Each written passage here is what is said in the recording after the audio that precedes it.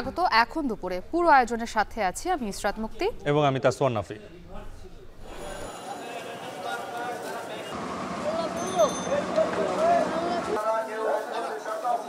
যত টেস্ট দিছে আমি সব কাগজগুলো রেখে দিয়েছি, সব টেস্ট করাইছি। টেস্টগুলো যে কোনো ডাক্তারে দেওয়া হয়, কাগজগুলো দেওয়ার লোক নাই। রোগীর যে পেটের সমস্যা প্রেগনেন্সির এখন পর্যন্ত আর ডাক্তার আমি পাইতেছি না। অনেক দূর থেকে বাচ্চা নিয়ে আসি, ডাক্তার দেখামো এখন দেখাইতে পারি না। সিটি স্ক্যান করাইছে, ডাক্তারের কাছে বলছি, তারা আমাকে বলছে 204 নম্বর ওয়ার্ডে নিয়ে যান। আমি সেখানে গেছি, কোনো ডাক্তার পাই নাই এখনো পর্যন্ত। এখন পর্যন্ত ডাক্তারে আসেও না, টিকিটও দেয় না, মানে চিকিৎসাও পাইতেছি না। ইতিমধ্যেই আমাদের যে 2 নম্বর আসামি সে কিন্তু ধরা পড়েছে। বাকি আসামিদের ধরার জন্য জোর প্রচেষ্টা চলছে। আমরা আশা করছি আজকের মধ্যেই হয়তো বা ওনারা এই যে তাদের যে পূর্ণ কর্মবিরতি এটা উইথড্র করবেন।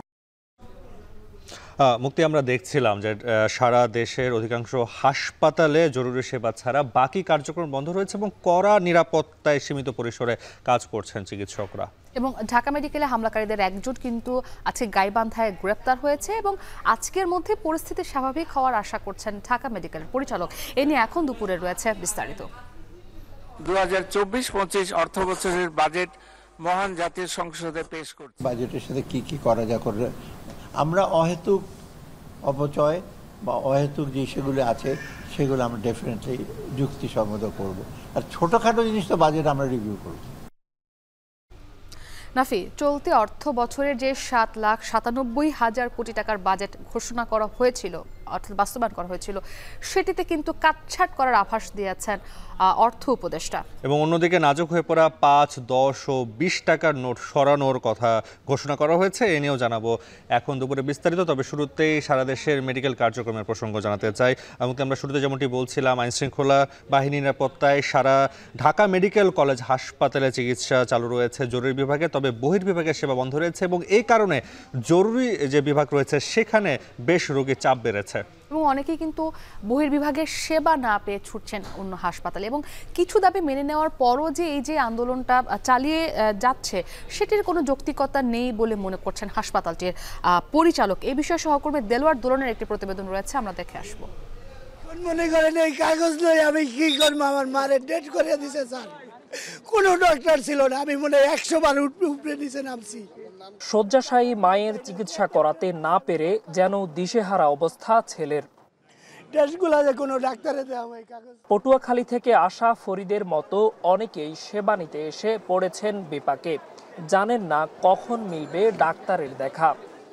ডাক্তার নাই, কেমন কাগজ ধরে করতেছে, ভর্তি হতে কোনো চার্জই পাওয়া যেতেছে না। ঢাকা মেডিকেলে আসছে কাল রাতে, এখন পর্যন্ত ডাক্তার দেখাতে পারেনি। টিকিট দিতেছে না, সবকিছু বন্ধ, বলতেছে ডাক্তার আসে না, এই জন্য টিকিট কোনো কিছু দেওয়া যাবে না। রেগুলার কম্পালসারি পেশেন্ট যদি আমরা যদি ডাক্তারের সার্ভিস না পাই, তারপরে আমাদের যদি চিকিৎসা সেবা না পাই, এখন কি আমরা কি করবো? স্বাস্থ্য সেবায় এমন স্থবির পরিস্থিতিতে ছাত্র জনতার আন্দোলনে আহত রোগীদেরও পড়তে হয়েছে চরম ভোগান্তিতে। এ যেমন কলেজ ছাত্র ইফরান। 19 তারিখ গুলি লাগে তার পায়ে। চিকিৎসা পরবর্তী ডাক্তারের পরামর্শ নিতে এলেও মেলেনি ডাক্তারের দেখা। এমন আরও অনেকের দেখা মিলেছে হাসপাতালটির জরুরি বিভাগের সামনে। আমাদের বলা হয়েছে আপনাদের বিশেষভাবে ট্রিটমেন্ট নেওয়া হবে যারা গুলি খাওয়া হয়েছে তাদের জন্য, কিন্তু আমরা কোথায় ট্রিটমেন্ট নেব এটা তো আমাদের বলতে হবে। এখন পর্যন্ত আর ডাক্তার আমি পাইতেছি না, বা ওই ডাক্তার পাইতেছি না, অন্য একটা ডাক্তারের থেকে যে সহযোগিতা নিম ওইটাও পারতেছি না ভাইয়া। কোনো ট্রিটমেন্টই না, বলে ট্রিটমেন্ট হবে না, আপনার বহির্বিভাগ চালু হওয়ার পরে এরপরে ট্রিটমেন্ট নিতে আসেন। বুধবার আসছি, কোনো কিছু হয় না, তারপরে বলছে যে আজকে আমার অপারেশন হবে। আজকে আসছি, আজকে এখন কোনো ডাক্তার নাই, এখন আমরা কিছু বলতে পারি না।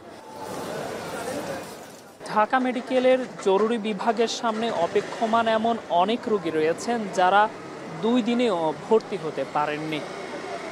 কবে মিলবে কাঙ্ক্ষিত সেবা তাও অনেকটা অনিশ্চিত। শনিবার ঢাকা মেডিকেল কলেজ হাসপাতালে 3 চিকিৎসককে মারধরের ঘটনায় 4 দফা দাবিতে কমপ্লিট শাটডাউনের ঘোষণা দেয় চিকিৎসকরা। পরে স্বাস্থ্য উপদেষ্টার সঙ্গে বৈঠক হয়। ঘণ্টা 3 পর হামলাকারীদের গ্রেপ্তার ও চিকিৎসকদের নিরাপত্তা নিশ্চিতের আশ্বাসে জরুরি বিভাগ চালু হয়। তবে এখনও বহির্বিভাগ সেবা বন্ধ রয়েছে। চিকিৎসকদের 4 দফা দাবির একটি হচ্ছে হাসপাতালে ডাক্তার আর রোগীদের নিরাপত্তা নিশ্চিত করা। রোববারই ঢাকা মেডিকেলে বিজিবি মোতায়েন করা হয়। জোরদার করা হয়েছে নিরাপত্তা ব্যবস্থা। দ্রুত সংকট সমাধানের কথা জানালেন হাসপাতালটির পরিচালক। তাদের যে দুইটা দাবি ছিল, একটা ছিল যে সিকিউরিটি এনশিওর করা, সেটা আমরা করেছি, আর আসামিদের ধরা, যেটা ইতিমধ্যেই আমাদের যে 2 নম্বর আসামি সে কিন্তু ধরা পড়েছে। বাকি আসামিদের ধরার জন্য জোর প্রচেষ্টা চলছে। সকল আইনশৃঙ্খলা রক্ষাকারী বাহিনী, র্যাব সহ সবাই কিন্তু চেষ্টা চালাচ্ছে। আইসিইউ, এইচডিইউ, সিসিইউ এইসব রোগীদের চিকিৎসা কিন্তু কোনো অংশে ব্যাহত হচ্ছে না, এবং এর সাথে যে পরীক্ষা নিরীক্ষা জড়িত, ধরেন এক্সরে, সিটি স্ক্যান, এইসব সার্ভিসও কিন্তু চালু আছে। চলমান আন্দোলন চালিয়ে নেওয়ার যৌক্তিকতা নেই বলেও মত তার। দেলোয়ার দোলন, এখন, ঢাকা। মুক্তি, আমরা দেখছিলাম যে দেলোয়ার দোলনের যে প্রতিবেদনে ঢাকা মেডিকেলে বহির্বিভাগ বন্ধ থাকার কারণে জরুরি বিভাগে চাপ বেড়েছে এবং অনেক রোগী অন্যত্র চলে যাচ্ছে, এবং সেক্ষেত্রে যেটা হচ্ছে হাসপাতালের পরিচালক বলছেন যে চিকিৎসকরা কর্মসূচি প্রত্যাহার করে তারা স্বাভাবিক কার্যক্রমে ফিরে আসবে। এবং গতকাল যখন এই ঘটনাটি ঘটে তখনই কিন্তু তৎক্ষণাৎ স্বাস্থ্য উপদেষ্টা তিনি কিন্তু আন্দোলনরত চিকিৎসকদের সঙ্গে তারা কথা বলেছেন, এবং তাদের যে বেশ কিছু দাবি ছিল তার মধ্যে কিছু দাবি কিন্তু তখনই মেনে নেওয়া হয়েছে, এবং বাকি কিছু দাবি তিনি বলেছিলেন যে সেগুলো তারা ভেবে চিনতে ব্যবস্থা নেবেন, এবং তবে তো সেগুলো নিশ্চয়তাও তারা দিয়েছেন। তারপরও আসলে এই মুহূর্তে দেখা যাচ্ছে যে বহির্বিভাগের রোগীরা চিকিৎসা পাচ্ছেন না। নাফি, এই বিষয়ে আমরা একটু আরও জানতে চাই। আমাদের সঙ্গে তা জানাতে ঢাকা মেডিকেল থেকে আমাদের সহকর্মী দেলোয়ার দোলন যুক্ত হয়েছেন। দোলন, হামলার অভিযোগে আজ একজন গাইবান্ধায় গ্রেপ্তার হয়েছে, তারপরে এখন চিকিৎসকদের আসলে মনোভাবটা কি, এবং বহির্বিভাগে যারা চিকিৎসা নিতে আসছেন তারা কি এখন চিকিৎসা নিতে পারছেন কিনা?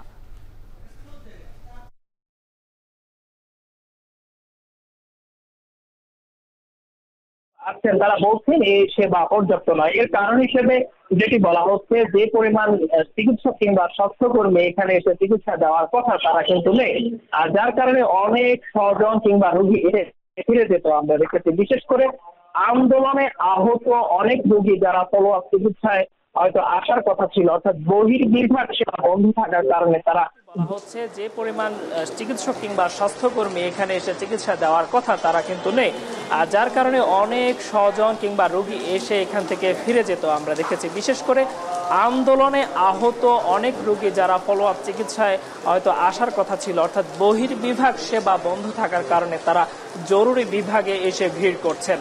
এছাড়াও আমরা দেখেছি দূর দূরান্ত থেকে রেফার করা যে সকল রোগীরা জেলা উপজেলা থেকে আসছেন তারাও ভোগান্তিতে পোহাতে হয়েছে। আমরা সকাল থেকে হাসপাতালে অবস্থান করছি, অনেকেই দেখেছি যারা দীর্ঘ সময় কিংবা 2 দিনেরও বেশি অপেক্ষা করে হাসপাতাল ছেড়ে অন্যত্র চিকিৎসা নিতে গেছেন। অন্যদিকে হাসপাতালটির পরিচালকের সাথে আমাদের কথা হয়েছে, তিনি বলছেন চিকিৎসকদের দাবির প্রেক্ষিতেই মূলত যারা আসামি হয়েছেন কিংবা যারা এই কাজের সাথে যুক্ত ছিলেন তাদের মধ্যে 2 নম্বর আসামি যিনি ছিলেন তাকে গ্রেপ্তার করা হয়েছে, এবং বাকি যারা রয়েছেন তাদেরকেও গ্রেপ্তারের জন্য অভিযান অব্যাহত রয়েছে। একই সাথে চিকিৎসকদের যে নিরাপত্তার ব্যবস্থার কথা তারা বলছিলেন, বিশেষ করে রোগী এবং ডাক্তারদের, সেটি এরই মধ্যে কিন্তু জোরদার করা হয়েছে। তারা বলছেন যে এই ব্যবস্থাপনা কিংবা এই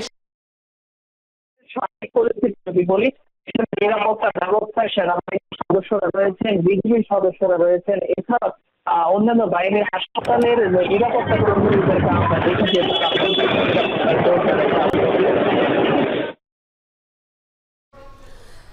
নাফি, সহকর্মী দেলোয়ার দোলন যুক্ত ছিলেন ঢাকা মেডিকেল হাসপাতাল থেকে, আমরা সেখান থেকে জানছিলাম বিস্তারিত। এবার আমরা ঢাকা মেডিকেল থেকে যদি ঢাকার বাইরের কি অবস্থা রয়েছে আমরা যদি একটু খেয়াল করি, চট্টগ্রামে ইতিমধ্যে কর্মসূচি শুরু করে দিয়েছে চিকিৎসকরা, সেখানে চিকিৎসা সেবা অনেকটাই বন্ধ রয়েছে। পাশাপাশি উল্টো চিত্র রয়েছে রাজশাহীর সরকারি এবং বেসরকারি হাসপাতালগুলোতে।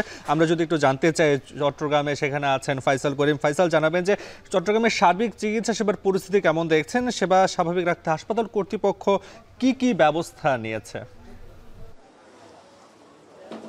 নাফি, আমরা সকাল থেকে চট্টগ্রাম মেডিকেল কলেজ হাসপাতাল আছি। সকাল 7টা থেকে এখানকার পরিস্থিতি আমরা পর্যবেক্ষণ করছি, এবং সকালের যে চিত্র ছিল সেই চিত্রে আসলে অনেকটাই পার্থক্য এখন দেখা যাচ্ছে। কারণ সকালে দেখেছিলাম চিকিৎসক সংকট ছিল, অনেক চিকিৎসকই আসলে ঢাকার যে কর্মসূচি বা ঢাকায় চিকিৎসকদের যে হামলা, সেই হামলার সাথে সংহতি জানিয়ে তারা প্রতিবাদ করেছেন, এবং তারা আসলে সকাল থেকে অনেকেই এখানে কর্মস্থলে আসেননি, এবং অনেকে আসলে দ্বিধায় ছিলেন যে তারা মেডিকেল কলেজ হাসপাতালে আসবেন কিনা। এবং আমরা চট্টগ্রাম মেডিকেল কলেজ হাসপাতালের যিনি পরিচালক আছে তার সাথেও কথা বলে যেটি বুঝেছি যে আসলে তাদের পক্ষ থেকে চিকিৎসকদেরকে কাজে বিরত রাখা বা চট্টগ্রাম মেডিকেল কলেজ হাসপাতালের যে রোগী সেবা সেটি যাতে বন্ধ না হয় সব ধরনের প্রচেষ্টা তারা নিয়েছেন।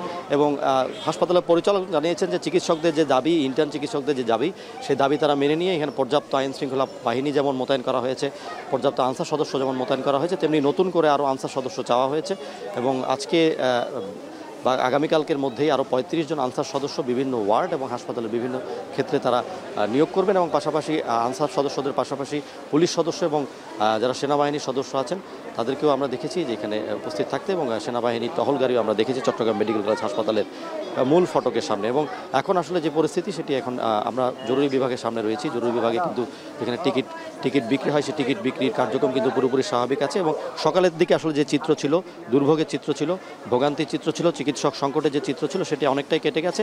এবং আমরা দেখেছিলাম যে সকালে যে আউটডোর সেবা আছে চট্টগ্রাম মেডিকেল কলেজ হাসপাতালের, সেই আউটডোর সেবা বিঘ্নিত হয়েছিল। যে নির্ধারিত সময়ে টিকিট দেওয়ার কথা ছিল সকাল 8টা থেকে, নির্ধারিত সময় কিন্তু টিকিট দেওয়া হয়নি। এবং কর্মচারীরাও যারা টিকিট দেওয়ার কাজে নিয়োজিত ছিলেন তারা কিন্তু এক ধরনের দ্বিধায় ছিলেন, তারা উপর থেকে কোনো ধরনের নির্দেশ পাননি। এবং পরবর্তীতে আমরা যেটা দেখি যে সকাল 9টা থেকে আউটডোর কার্যক্রম পুরোপুরি স্বাভাবিক হয়। এবং ওয়ার্ডগুলোতে যে চিকিৎসক সংকট ছিল সেটি কিছুটা দূর হয় যখন চিকিৎসকরা আসা শুরু করেন। এবং সকাল 10টার পর থেকে আসলে চট্টগ্রাম মেডিকেল কলেজ হাসপাতালের যে ওয়ার্ডগুলো আছে সেই ওয়ার্ডগুলোতে সেবা অনেকটাই স্বাভাবিক হয়। তবে ইন্টার্ন চিকিৎসক যারা আছেন তারা কিন্তু এখনও কাজে যোগ দেননি।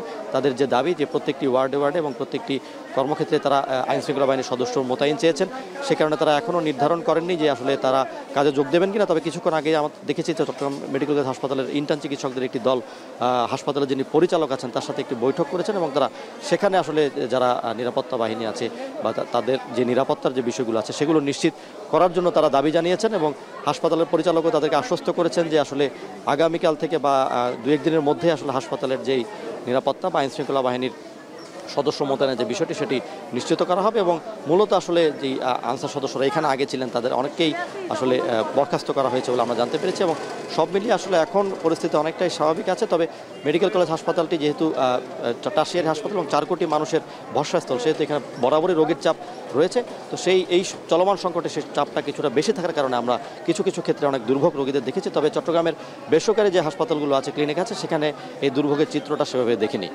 নাফি ফাইসাল করিম জানাচ্ছিলেন চট্টগ্রাম থেকে, সেখানে সকাল থেকে কিছুটা চিকিৎসা সেবা ব্যাহত হলেও এখন একটু স্বাভাবিক হয়েছে আগের তুলনায়, সেটাই জানা। নাফি, আমাদের সঙ্গে মাসুমা আক্তার যুক্ত রয়েছেন রাজশাহী থেকে। আমরা তার কাছ থেকে রাজশাহীর খবর জানবো।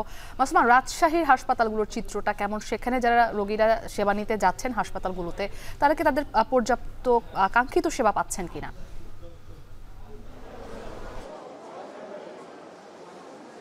মুক্তি, ঢাকা মেডিকেল কলেজ হাসপাতালে যে চিকিৎসকদের সাথে যে হামলার ঘটনাটি ঘটে সেটির প্রেক্ষিতে আসলে গতকাল স্বাস্থ্য উপদেষ্টার সাথে আসলে চিকিৎসকদের এবং হাসপাতাল কর্তৃপক্ষদের যে বৈঠক হয়েছে সেখানে সিদ্ধান্ত অনুযায়ী কিন্তু 24 ঘন্টা পর্যন্ত সব ধরনের সেবা কার্যক্রম কিন্তু তারা সচল রেখেছেন আবারও। এবং রাজশাহীতে কিন্তু এটির প্রভাব খুব একটা আমরা পড়তে দেখছি না। আমরা কিন্তু এই মুহূর্তে আছি রাজশাহীর একটি অন্যতম বেসরকারি চিকিৎসা সেবা কেন্দ্র। এখানে কিন্তু আমরা কর্তৃপক্ষের সাথে কথা বলেছি এবং এখানে আমরা যেটি দেখছি যে প্রতিদিনের মতোই আসলে অন্যান্য দিনেও যেমন রোগীরা বিভিন্ন দূর দূরান্ত থেকে আশেপাশের উপজেলা এবং জেলা পর্যায় থেকে আসেন, সেভাবেই কিন্তু আজকেও হাজার হাজার রোগী এখানে এসেছেন। এবং সকালে যে সকল শিডিউল ভিত্তিতে আসলে চিকিৎসকরা সকালে এবং বিকেলে শিফট ভাগ করে আসলে তারা যেহেতু রোগী দেখেন, সেই সকল ডাক্তারদের আসলে যে সিরিয়াল নেওয়ার ব্যাপারটি সেটিও কিন্তু এখানে স্বাভাবিক পর্যায়ে চলছে। এবং প্রত্যেকটি ডাক্তারই কিন্তু তারা সচলভাবেই আসলে রোগী আজকে দেখছেন এবং সকাল থেকে অনেকেই দেখেছেন, নির্দিষ্ট সময়ে তারা আসছেন এবং কোনো রকমের ভোগান্তির চিত্র কিন্তু আমরা দেখছি না। একটু দেখাই যে এখানে এই ডায়াগনস্টিক সেন্টারটিতে কিন্তু দেখছি যে বিভিন্ন রোগীরা কিন্তু তাদের প্রতীক্ষিত যে ডাক্তার তার অপেক্ষায় রয়েছেন এবং দুপুর 3টা অনেক ডক্টরের কিন্তু চিকিৎসার দেওয়ার সময় রয়েছেন শিডিউলে 4টা, তারা কিন্তু আজকে রাত 11টা পর্যন্ত যথানিয়মেই আসলে তাদের চিকিৎসা সেবা দেওয়ার কথা রয়েছে। তবে আজ রাত 8টা পরে আসলে মন্ত্রণালয়ের কার্যক্রমের অগ্রগতি এবং কী সিদ্ধান্ত আসে ডাক্তারদের জন্য সেই তাদের দাবি দেওয়া এবং হামলাকারীদের যে গ্রেপ্তারের ব্যাপারটি রয়েছে এর পরবর্তীতে আসলে যে সিদ্ধান্ত আসবে সে অনুযায়ী ডাক্তাররা এখানকার সিদ্ধান্ত নেবেন আসলে তারা পরবর্তীতে রোগী দেখবেন কিনা। এবং এখানকার যারা হাসপাতাল কর্তৃপক্ষ রয়েছেন, যারা হাসপাতাল সংশ্লিষ্ট রয়েছেন, তারা বলছেন এখন পর্যন্ত স্বাভাবিকভাবেই কিন্তু সবকিছু চলছে রাজশাহীতে। এবং পাশাপাশি যদি একটু বলি যে রাজশাহী মেডিকেল কলেজ হাসপাতালের চিত্রও কিন্তু একই রকম, সেখানেও কিন্তু কোনো রকম ভোগান্তি বা দেরিতে চিকিৎসা সেবা পাচ্ছেন এরকমটি নয়। আসলে সরকারি হাসপাতালের চিরাচরিত নিয়মেই কিন্তু তারা খানিকটা আসলে চিকিৎসা সেবা পেতে যে ভোগান্তিতে পড়তে হয় সেটি স্বাভাবিকভাবে রয়েছে। এর বাইরে কিন্তু আসলে এই কর্মবিরতি বা কোনো কিছুর প্রভাব কিন্তু আসলে আছে চিকিৎসা সেবা কেন্দ্রগুলোতে আমরা লক্ষ্য করছি না এখন পর্যন্ত। এই ছিল আমার কাছে মুক্তি রাজশাহীর লক্ষ্মীপুর থেকে সর্বশেষ। আমাদের সঙ্গে সহকর্মী মাসুমা আক্তার যুক্ত ছিলেন নাফি। আমরা রাজশাহী থেকে সেখানকার চিকিৎসা সেবার খবর জানছিলাম এবং এর আগে চট্টগ্রাম থেকে আমাদের সহকর্মীরা যুক্ত ছিলেন। এবার এই বিষয়ে আমরা আরও খবর জানাতে চাই। ঢাকা মেডিকেলে চিকিৎসকের ওপর হামলায় জড়িত থাকার অভিযোগে এক যুবককে গ্রেপ্তার করেছে পুলিশ। গ্রেপ্তার হওয়া যুবকের নাম সঞ্জয় পাল জয়। সোমবার ভোরের দিকে গাইবান্ধা শহরের বাস স্ট্যান্ড থেকে তাকে গ্রেপ্তার করে গাইবান্ধার সদর থানা পুলিশ। থানার পক্ষ থেকে জানানো হয়, ঢাকা মেডিকেলে হামলায় জড়িত থাকা সঞ্জয়কে নেয়ার জন্য ঢাকা থেকে একটি দল গাইবান্ধা যাওয়ার কথা। দলটি পৌঁছালে পরবর্তী ব্যবস্থা নেওয়া হবে। এর আগে শনিবার রাতে ঢাকা মেডিকেল কলেজ হাসপাতালে দায়িত্ব পালনকালে চিকিৎসকের উপর হামলার ঘটনা ঘটে। এ ঘটনায় রাজধানীর শাহবাগ থানায় একটি মামলা হয়। ঢাকা মেডিকেলের অফিস সহায়ক আমির হোসেন বাদী হয়ে মামলাটি করেন। গত 15 বছর অবকাঠামো উন্নয়ন করতে গিয়ে দেশে বিদেশে বিপুল ঋণ নিয়েছে আওয়ামী লীগ সরকার। তবে অভিযোগ আছে, উন্নয়নের নামে দেখানো বিশাল ব্যয়ের অধিকাংশই হয়েছে আত্মসাৎ অথবা পাচার। ফলে একদিকে বেড়েছে ঋণের বোঝাও, অন্যদিকে মূল্যস্ফীতির চাপে নাজেহাল সাধারণ মানুষ। এ অবস্থায় অন্তর্বর্তী সরকারের অর্থনীতি সংস্কার কার্যক্রমে মূল্যস্ফীতিকে সর্বোচ্চ গুরুত্ব দেওয়ার পরামর্শ বিশেষজ্ঞদের। বিস্তারিত জানাচ্ছেন আতাউর নিয়ন। দেশের অর্থনীতি কতটা উন্নত তা নির্ভর করে জীবনযাত্রার মান ও মানুষের ক্রয় ক্ষমতার উপর, যেখানে অর্থনীতির উন্নয়নের পাশাপাশি নিয়ন্ত্রণে থাকে মূল্যস্ফীতি। গত 15 বছরে হাতে নেওয়া হয় বেশ কিছু ছোট ও বড় প্রকল্প। এগুলোর ব্যয় ধরা হয় 5 লাখ কোটি টাকা। এর মধ্যে যেগুলোর কাজ শেষ হয়েছে সেগুলোর ব্যয় ছাড়িয়েছে প্রায় 3 লাখ কোটি টাকা, যার বেশিরভাগ দেশি ও বিদেশি ঋণ নিয়ে করা। এসব প্রকল্প বাস্তবায়নে দেশি ঋণের বড় অংশই টাকা ছাপিয়ে দিতে হয়েছে বিদায় নেওয়া সরকারকে। ফলে কমেছে টাকার মান, বেড়েছে মূল্যস্ফীতি। এতে এক সময়ের 6% মূল্যস্ফীতির হার ছাড়িয়েছে 14%, আর ঋণ ছাড়ায় 18.5 লাখ কোটি টাকা। তবে অর্থনীতির উন্নয়নে যে ব্যয় দেখানো হয়েছে তার বেশিরভাগ আত্মসাৎ এবং পাচারের অভিযোগ রয়েছে, যার পরিমাণ প্রায় 12 লাখ কোটি টাকা। একদিকে যেমন শেখ হাসিনা ও তার সহযোগীদের বিরুদ্ধে রাষ্ট্রের অর্থ আত্মসাতের অভিযোগ, অন্যদিকে তাদের বিশেষ সুবিধা দেয়া বেসরকারি প্রতিষ্ঠানও ব্যাংক খাত থেকে ঋণের নামে হাতিয়ে নিয়েছে অর্থ, যার মধ্যে উল্লেখযোগ্য এস আলম ও সালমান এফ রহমান, যাদের কাছে এখন পর্যন্ত ব্যাংকের পাওনা পরিমাণের হিসাব পাওয়া গেছে প্রায় 3 লাখ কোটি টাকা। এছাড়া আরও বেশ কিছু ব্যক্তি ও ব্যবসা প্রতিষ্ঠান রয়েছে যারা ঋণ নিয়ে ইচ্ছাকৃত খেলাপি হয়েছে। ব্যাংক খাতের মন্দ ঋণ থাকা প্রায় 6 লাখ কোটি টাকার 70%ই সেগুলো। গত 15 বছরের এমন লুটপাটের পতন ঘটে গত 5 আগস্ট। আওয়ামী লীগ সরকারের পতনের মধ্য দিয়ে গা ঢাকা দেয় বেশিরভাগ অর্থ পাচারকারীরা, আর বেরিয়ে আসতে থাকে একের পর এক অর্থ কেলেঙ্কারির কথা। পরবর্তীতে এই বেহাল অর্থনীতি সংস্কারের উদ্যোগ নেয় অন্তর্বর্তী সরকার। গত 15 বছরে দেশের অর্থনীতিকে যেভাবে পঙ্গু করা হয়েছে তা স্বল্প সময়েই পুরোটা সংস্কার সম্ভব নয় বলে জানিয়েছেন বিশ্লেষকরা। তবে স্বল্প, মধ্যম এবং দীর্ঘমেয়াদে পরিকল্পনার মাধ্যমে তা অনেকটাই পুনরুদ্ধারের পরামর্শ দিয়েছেন তারা। সেক্ষেত্রে মূল্যস্ফীতিকে সবার আগে প্রাধান্য দিয়ে কমানোর কথা বলা হয়েছে, কারণ অর্থনীতির যদি ক্ষতি হয় তাহলে সবচেয়ে বেশি চাপে থাকেন সাধারণ মানুষ। আর গত 1.5 যুগে একদিকে যেমন অর্থনৈতিক উন্নয়নের কথা শোনানো হয়েছে, অপরদিকে রূপান্তর করা হয়েছে তলাবিহীন ঝুড়িতে। তথ্যমতে আর্থিক খাতে যে সংস্কার করা হবে তার মধ্যে একটি হচ্ছে সরকারি আর্থিক ব্যবস্থাপনা, সেই সঙ্গে অভ্যন্তরীণ সম্পদ, সরকারি বিনিয়োগ, এডিপি, ভর্তুকি ও ঋণ এবং ঘাটতি বাজেট অর্থায়ন বিষয়াদি থাকবে। এছাড়া মূল্যস্ফীতি ও খাদ্য ব্যবস্থাপনার মধ্যে থাকবে উৎপাদন, সরকারি কেনাকাটা ও খাদ্য বিতরণ। আর বাহ্যিক ভারসাম্যের মধ্যে থাকবে রপ্তানি, আমদানি, প্রবাসী আয়, সরাসরি বিদেশি বিনিয়োগ, বৈদেশিক মুদ্রার রিজার্ভ, বিদেশি অর্থায়নের প্রভাব ও ঋণ। এরই অংশ হিসেবে ইতিমধ্যে মন্দ ঋণ ও পাচার হওয়া অর্থ এবং ব্যাংক খাত সংস্কারে কাজ চলমান রয়েছে। আর বিগত বছরগুলোতে রপ্তানির বিপরীতে আমদানি যে ঘাটতি তৈরি হয়েছে, এতে ডলার সংকটের সাথে তলানিতে নেমে এসেছে রিজার্ভ। তাই সংস্কারের পাশাপাশি সুশাসন নিশ্চিত করা, সরকারি ব্যয় কমানো ও নির্দিষ্ট সময়ে প্রকল্প শেষ করার প্রতিও নজর দেওয়ার কথা জানান এই বিশেষজ্ঞ। আমাদের এখন অর্থনৈতিক ব্যবস্থাপনা এবং তার গুণগত মান উন্নত করতে হবে, এবং এটা যদি করা যায় তাহলে আমাদের অর্থনীতির যে চাপের মধ্যে পড়েছে সর্বসম্প্রতিকালে, সেটা মূল্যস্ফীতির চাপ হোক, আমাদের ব্যাংকিং খাতের যে ঋণ খেলাপি চাপ হোক, আমাদের যে রাজস্ব আহরণ আমরা করতে পারছি না, সেটার কারণে যে আমাদের একটা ঋণ নির্ভরতা, বিপজ্জনক এবং বাধ্যতামূলক একটা ঋণ নির্ভরতার মধ্যে আমরা পড়ে যাচ্ছি, সেটা নিরসন। সব জায়গাতে আমাদের সুশাসন দরকার হবে। অপরদিকে সামগ্রিক অস্থিতিশীলতাকে অর্থনীতির বিস্ফোরা বললেন এই অর্থনীতিবিদ। সেই সাথে দীর্ঘদিনের অপশাসন ও অবহেলার কারণে যে অবকাঠামোর সমস্যা তৈরি হয়েছে, সেগুলোর সুনির্দিষ্ট চিকিৎসার কথা জানান তিনি। বর্তমানে যেটা অর্থনীতির সবচেয়ে বড় বিস্ফোরা বলে আপনি ধরতে পারেন, সেটা হলো সামষ্টিক অস্থিতিশীলতা। ইমিডিয়েটলি আমাদের কি করণীয়, তারপরে অন্যান্য যে কাঠামোগত সমস্যা দীর্ঘদিনের অবহেলা বা অপশাসনের কারণে তৈরি হয়েছে, সেগুলোকে আমরা কী ধরনের চিকিৎসা, সেখানে কী ধরনের সংস্কার করা হবে। শুধু সাময়িক সংস্কার নয়, ভবিষ্যতে যাতে এ ধরনের ক্ষতি আর না হয় সেজন্য রাজনৈতিক স্থায়ী সংস্কারের পরামর্শ বিশ্লেষকদের। আতাউর নিয়ন, এখন, ঢাকা। আগামী মাসের মধ্যে চলতি অর্থ বছরের বাজেট কাটছাট হতে পারে বলে আভাস দিয়েছেন অর্থ উপদেষ্টা ডক্টর সালেউদ্দিন আহমেদ।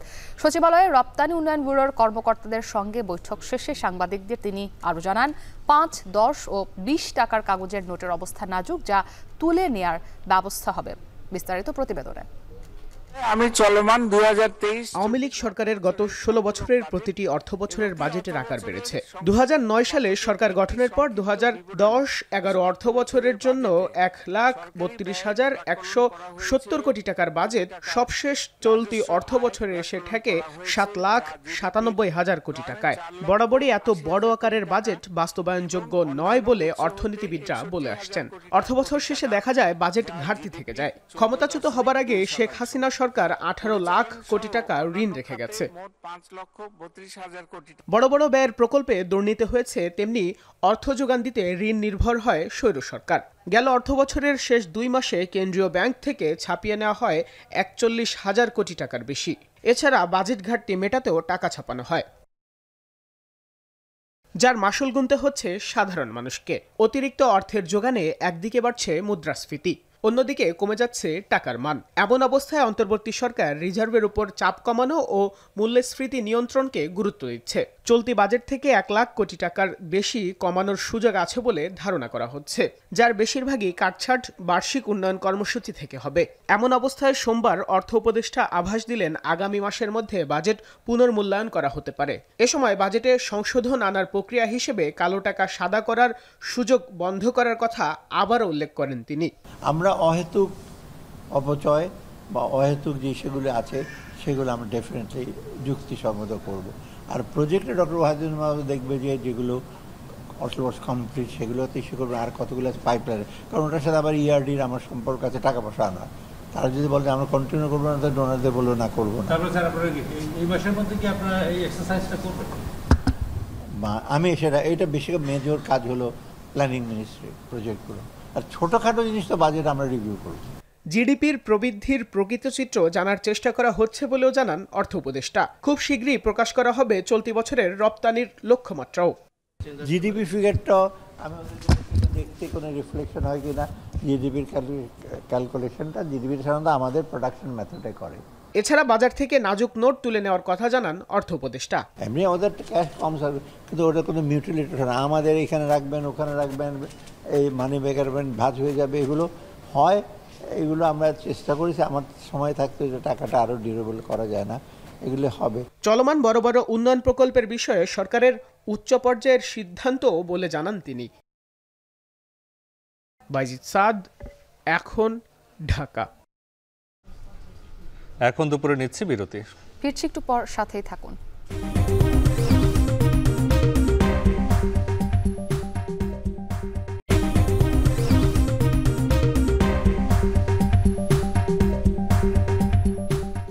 বিরতির পর ফিরে এলাম। দেখছেন এখন দুপুর। সাভারের পোশাক কারখানার শ্রমিকরা প্রায় প্রতিদিনই আন্দোলনে নামছেন রাজপথে। সকাল থেকে সাভারের পলাশবাড়ি, বাইপাল সহ বিভিন্ন সড়কে আন্দোলন করছেন বেশ কিছু পোশাক কারখানার শ্রমিকরা। চাকরি নিশ্চয়তা, খাবারের মান উন্নয়ন সহ 10টি দাবি জানিয়েছেন তারা। এই বিষয়ে জানাতে আশুলিয়ার বাইপাল এলাকা থেকে যুক্ত হচ্ছেন সহকর্মী হুমায়ুন কবির। হুমায়ুন, জানাবেন যে সাভারের পোশাক শ্রমিকদের আর কি দাবি রয়েছে, বিস্তারিত জানতে চাই।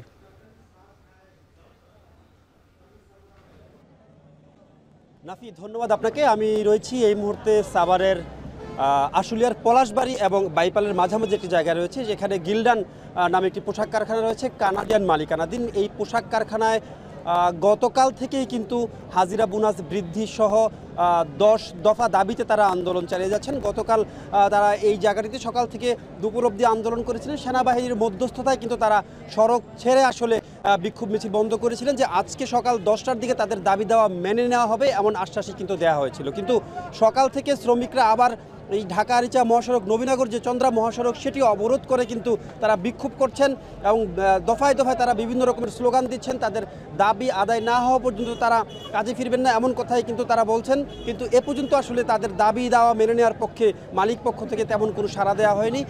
এছাড়াও যদি একটু বলি, সাভার, আশুলিয়া, ধামরাই এবং বাইপাল এবং ইপিজেড যেটা রয়েছে আমাদের, ইপিজেডেও কিন্তু আন্দোলন চলছে শ্রমিকদের।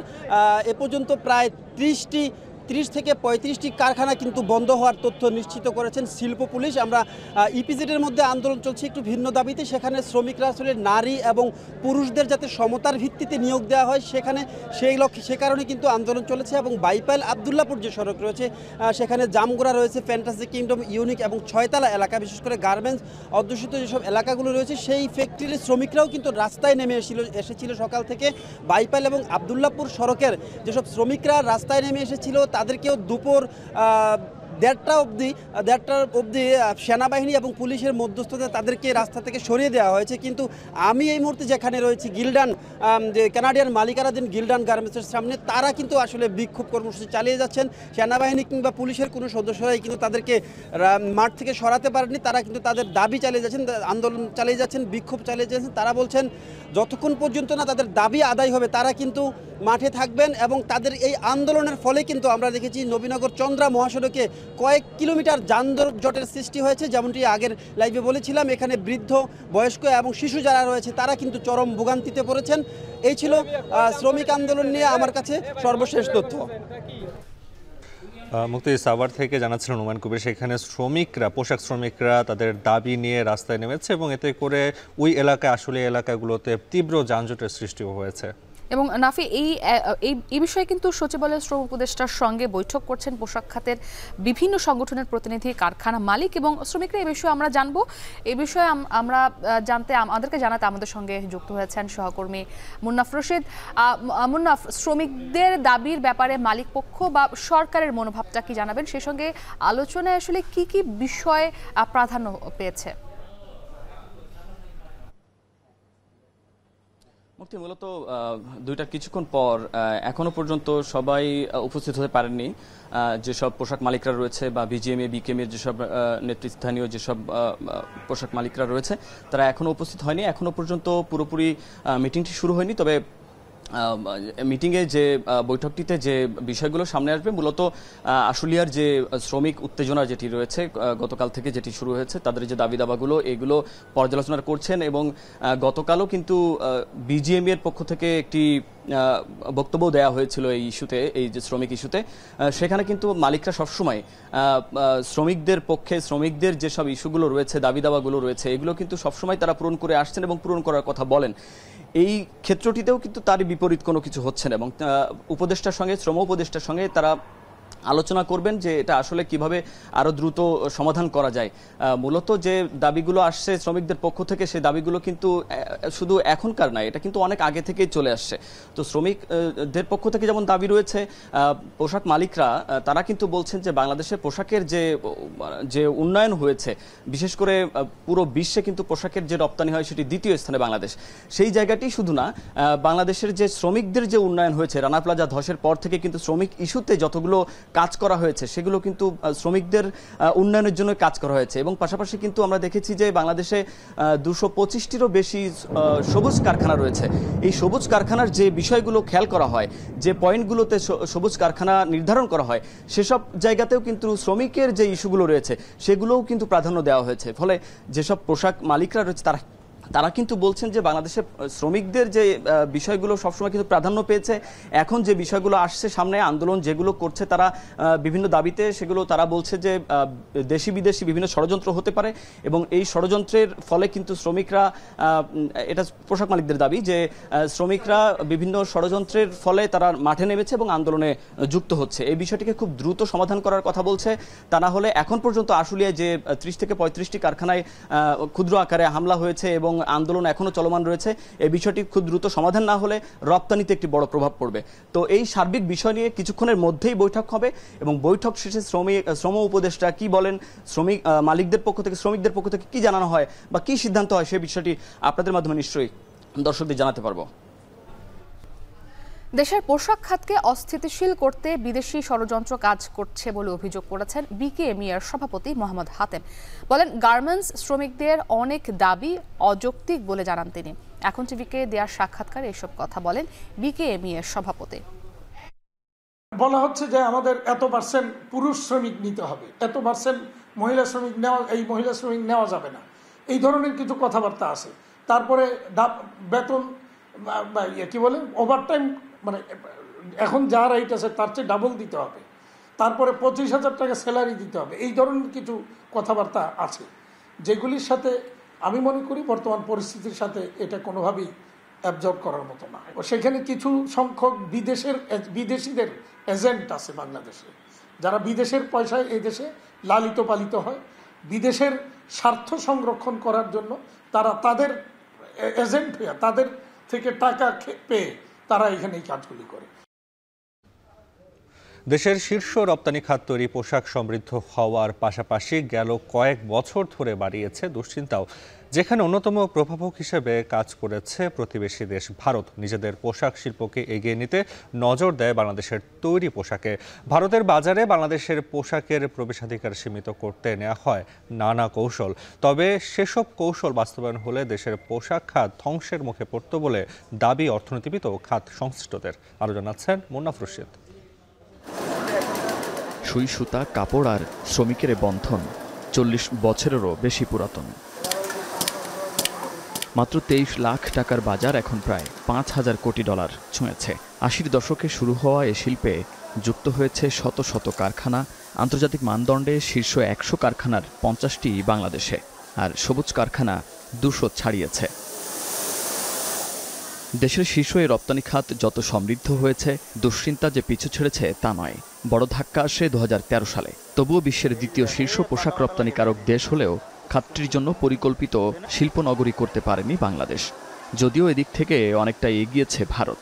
বস্ত্র ও পোশাক খাতকে এগিয়ে নিতে বস্ত্রপল্লী তৈরি সহ গুজরাট, বিহার, তামিলনাড়ু ও অন্ধ্রপ্রদেশে নানা প্রণোদনার ঘোষণা দিয়েছে সরকার।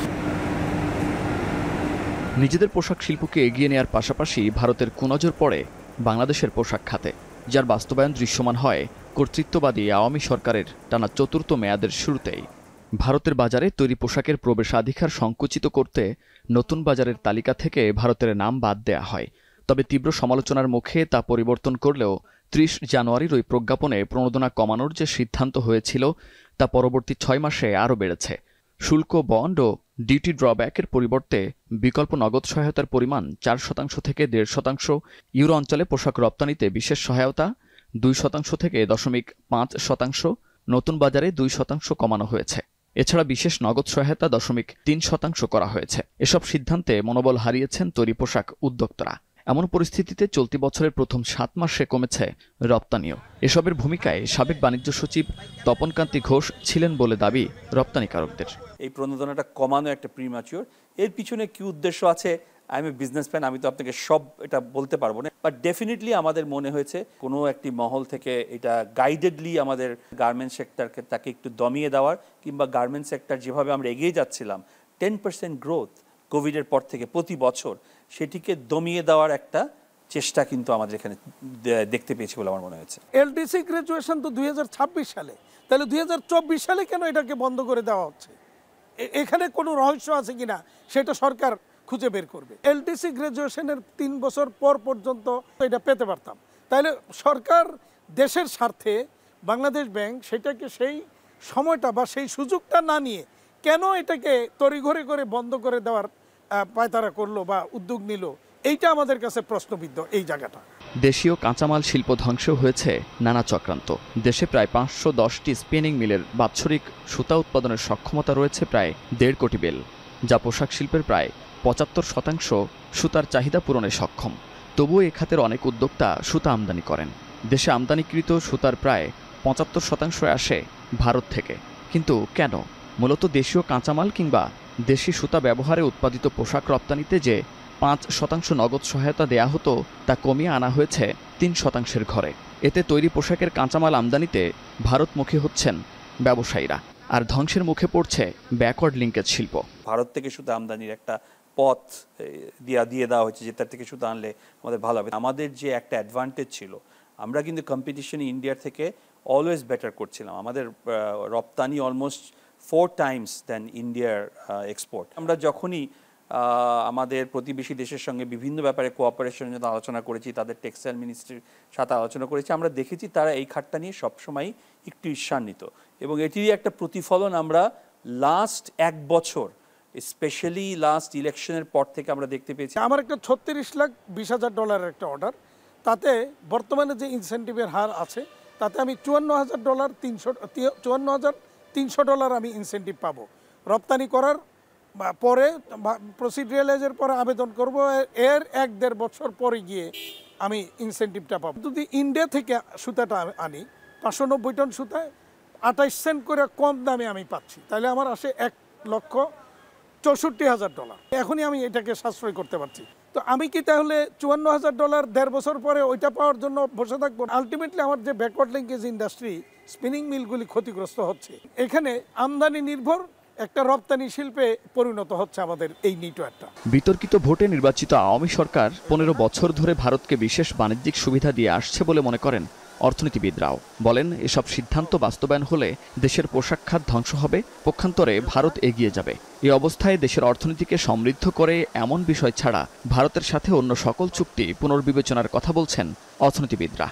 এই দীর্ঘ সময়ের মধ্যে যে পরিমাণ ব্যাকলগ ক্রিয়েট করা হয়েছে একটা বিশেষ দেশকে সুবিধা দেওয়ার জন্য, বিশেষ করে ভারত, আপনি শুধুমাত্র পোশাক খাত বলছেন, আমি বলবো যে বিদ্যুৎ খাত, ঠিক তেমনি আমাদের যে ইন্টারনাল আরও বায়োলেটারাল যে ইস্যুগুলো আছে, যেখানে আমাদের বাংলাদেশ হিসেবে বাংলাদেশের স্বার্থটা দেখার কথা ছিল, বাট যে কোনো কারণে হোক, যেহেতু প্রিভিয়াস সরকারের কোনো জনগণের সাপোর্ট ছিল না, ইন্ডিয়া থেকে সাপোর্টের কারণে ওনাকে ক্ষমতায় থাকতে হয়েছিল, তখন উনি কিন্তু ইন্ডিয়ার স্বার্থটাই দেখেছে এবং ব্যবসা হিসাবে ইন্ডিয়ার সেটা তার বিজনেস এক্সপান্ড করেছে। তো আমাদের এই শিল্পগুলো যাতে দেশে বসে যায়, পার্শ্ববর্তী দেশের যেহেতু ওই ক্ষেত্রে কন্ট্রিবিউশন কম, এটাতে বেড়ে যায়, তাহলে এটা একটু হচ্ছে সরকারের পলিসির পার্ট। ইন্ডিয়া নির্ভরতা না কমালে আমাদের দেশেও যে শিল্প ইন্ডাস্ট্রিগুলো আছে সেগুলো মুক্ত পড়বে। বিশ্বে তৈরি পোশাক রপ্তানিতে চীনের পরেই বাংলাদেশের অবস্থান। ভারত শীর্ষ 3-এ না থাকায় বাংলাদেশের দ্বিতীয় অবস্থান কিংবা বাংলাদেশকে টপকে যাওয়া খুব সহজ নয়। তবে আওয়ামী সরকারের বাণিজ্য মন্ত্রণালয় যে সব সিদ্ধান্ত নিয়েছিল তা যে তৈরি পোশাক শিল্পের জন্য ইতিবাচক নয়, সেটি খোলা চোখেই বোঝা যায়। আর তা বাস্তবায়ন হলে পোশাক শিল্প কোন পথে যেত সে প্রশ্নও থেকে যায়। তাই নতুন সরকারের বাণিজ্য মন্ত্রণালয়ে পোশাক শিল্পকে কতটা প্রাধান্য দিবে সেটি দেখার অপেক্ষায় রপ্তানিকারকরা। মুন্নাফ রশিদ, এখন, ঢাকা। এখন দুপুরে নিচ্ছে আরো একটি ছোট্ট বিরতি, ফিরছি কিছুক্ষণের মধ্যেই।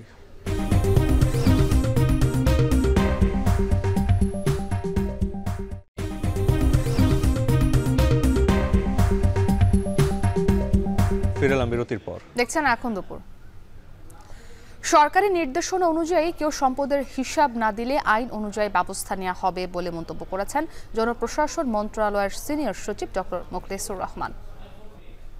এই কমিটি আমাদেরকে 7 দিন দেবে, আমরা হয়তো আরো 7 দিন এটা টাইম নেব। উইদিন 15 ডেজ আমরা হয়তো এটা অফিসে পৌঁছে দেবো। সেইখানে টাইমলাইন বলা থাকবে কবে জমা দিবে। জমা না দিলে খবর আছে, সোজা কথা, আইনানুগ খবর। যা করার যেখানে যেটা করার আমরা পড়তে পিছপা হব না। আমাদের কোনো ওই পাওয়ার রিসার্চ করতে হবে না। উইল সেলফ গাইডেড, বিধি মোতাবেক কাজ করব, সাহসের সাথে কাজ করব। পিলখানায় সংঘটিত বিডিআর হত্যাকাণ্ডের তদন্ত ও পুনর্বিচার প্রক্রিয়া শিগগিরই শুরু করা হবে বলে জানিয়েছেন স্বরাষ্ট্র উপদেষ্টা অবসরপ্রাপ্ত লেফটেন্যান্ট জেনারেল মোহাম্মদ জাহাঙ্গীর আলম চৌধুরী। সচিবালয়ে তিনি কথা বলেন। সকালে স্বরাষ্ট্র উপদেষ্টার সঙ্গে বৈঠক করেন ঢাকায় নিযুক্ত সুইজারল্যান্ডের রাষ্ট্রদূত। বৈঠক শেষে সাংবাদিকদের সঙ্গে কথা বলেন স্বরাষ্ট্র উপদেষ্টা। বলেন, অন্তর্বর্তী সরকার জনগণের অধিকার, সুশাসন ও ন্যায় বিচার প্রতিষ্ঠায় বদ্ধপরিকর। নিচ্ছে আরো একটি ছোট্ট বিরতি, ফিরছি কিছুক্ষণ পরেই।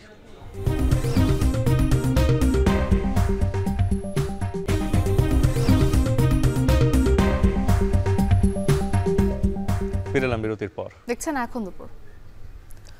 আরজিকর ইস্যুতে সুষ্ঠু বিচার ও নারী নিরাপত্তা নিশ্চিতের দাবিতে এবার রাতভর বিক্ষোভ করলেন টলিউড অভিনেতা, অভিনেত্রী ও শিল্পী সমাজ। এতে যোগ দেয় সর্বস্তরের নাগরিক সমাজও। বাকিটা জানাবেন অন্যয় কর্মকার।